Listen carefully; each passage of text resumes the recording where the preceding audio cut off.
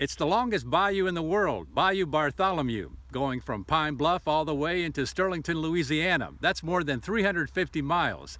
And if you don't happen to have a boat to float it, no problem. You can still enjoy it by way of the Bayou Bartholomew Nature Trail in Pine Bluff.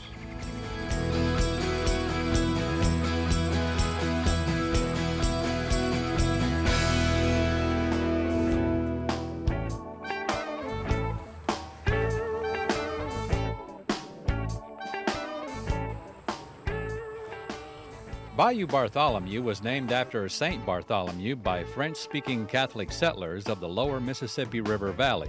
This is one of the easiest trails to get to, located just north of Interstate 530 at the Hazel Street exit in Pine Bluff.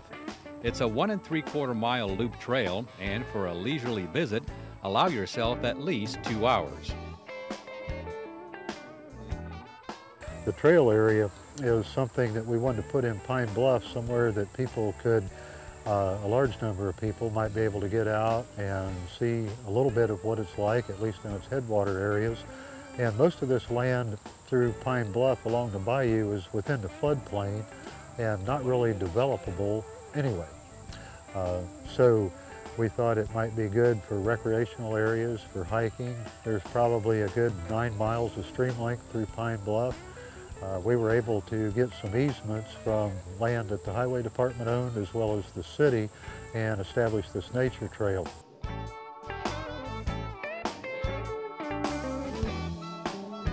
There are interpretive signs along the way and 2 wildlife observation blinds, so by all means bring a camera and/or binoculars.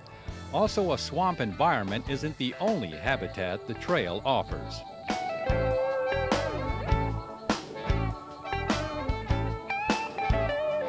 There's quite a variety of habitats as you walk through the trail. Some of the areas, I guess, that we just looked at, you'll see some beaver ponds that are rather permanent wetlands, but only there because of the beaver damming up some of the small tributaries or ditches that come in.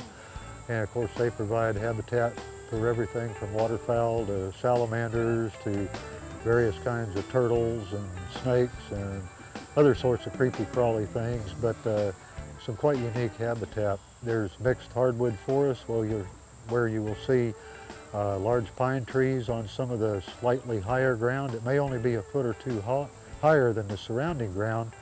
And then on those lower grounds around it, you'll see things like water oaks and willow oaks, some of the more tolerant aquatic hickories, and so on.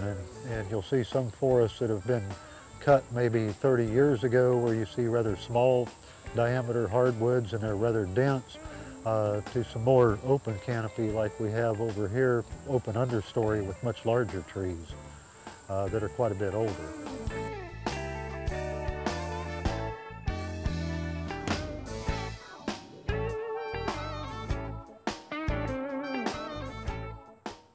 As far as diversity, it's an incredibly diverse system. This bayou runs, probably 359 miles from its headwaters, which are about 9 miles upstream from where we're located now. So if you were to hop in a canoe, and I've done it once, and go the entire length of it, it's 350 miles from where we're standing to where this bayou joins You've canoed the whole route? River. Yes. My goodness. Yep, the whole thing. But the diversity is incredible. We've sampled fish for, probably slightly over a decade off and on at 13 locations in the bayou, and we found 117 species of fish in the bayou, 35 different species of freshwater clams or mussels, and so that makes this probably the 2nd or 3rd most diverse stream on the North American continent, only behind the Green River of Kentucky. And so from a biodiversity standpoint, there is no place in the United States that's really any more diverse than what this stream is. And the plant life's incredible too, but I won't claim to be a botanist, so I won't go into those.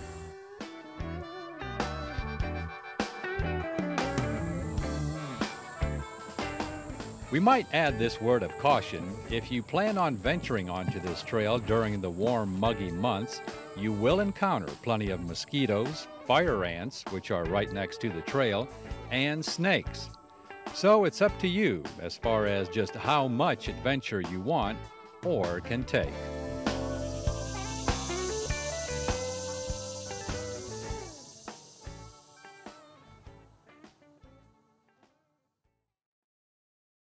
Find out where we're headed next in my blog at myarkansaspbs.org, brand new each Monday.